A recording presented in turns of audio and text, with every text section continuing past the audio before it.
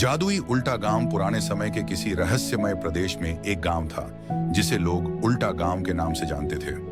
यह गांव दिखने में तो बिल्कुल सामान्य था, परंतु इसमें एक अनोखा और जादुई रहस्य छिपा था। जब कोई इस गांव में प्रवेश करता तो सब कुछ उल्टा हो जाता।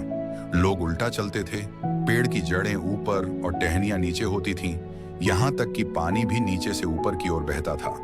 गांव में एक युवा लड़का रहता था जिसका नाम रामू था। रामू हमेशा से यह जानना चाहता था कि उसके गांव की यह अद्भुत स्थिति क्यों है। उसकी मदद के लिए हमेशा उसके दोस्त चिंकू और मुन्नी तैयार रहते थे। तीनों मिलकर गांव के रहस्य का पता लगाने का निश्चय किया। एक दिन जब रामू, चिंकू और मुन्नी गांव के पुराने पुस्तकालय में असाधारण किताबें पढ़ रहे थे, तब उन्होंने एक पुरानी पांडुलिपि पाई। यह पांडुलिपि गांव की हर चीज को समझ सकती थी। पांडुलिपि ने बताया कि गांव के इस उल्टेपन का कारण एक प्राचीन जादू था जिसे सदियों पहले एक जादूगर ने गांव पर डाला था। जादूगर ने यह जादू इसलिए किया था क्योंकि गांव वालों ने उसे अपमानित किया था।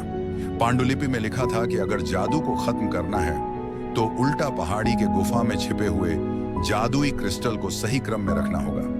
यह सुनकर बच्चों ने उस क्रिस्टल को ढूंढने का निर्णय लिया। अगली सुबह तीनों दोस्तों ने उल्टा पहाड़ी की यात्रा शुरू की।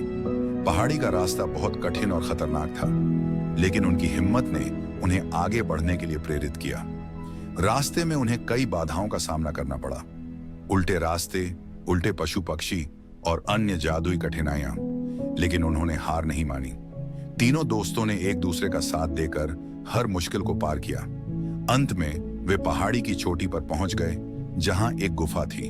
गुफा के अंदर बहुत सारे क्रिस्टल थे, लेकिन उन्हें सही क्रिस्टल चुनना था जो जादू को तोड़ सके।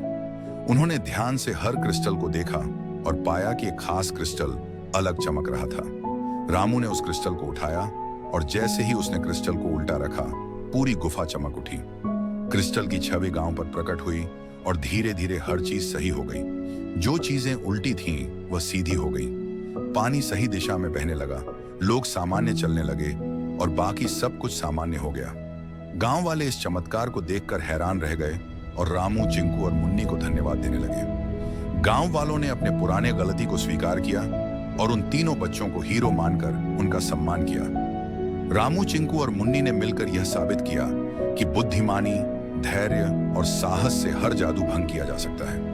उनके साहसिक कारनामे ने गांव को उसकी असली स्थिति में वापस ला दिया और सिखाया कि एकता में शक्ति है। अब गांव सामान्य हो गया था और सब कुछ खूबसूरत और उज्जवल दिख रहा था। सारे गांव वाले हमेशा रामू, चिंकू और मुन्नी की तारीफ करते और उनकी बहादुरी की कहानियां सुनाते। गांव ने नई शुरुआत की और अब वहां खुशहाली और समृद्धि का माहौल था। तीनों दोस्तों की दोस्ती और हिम्मत ने गांव को नई दिशा दी।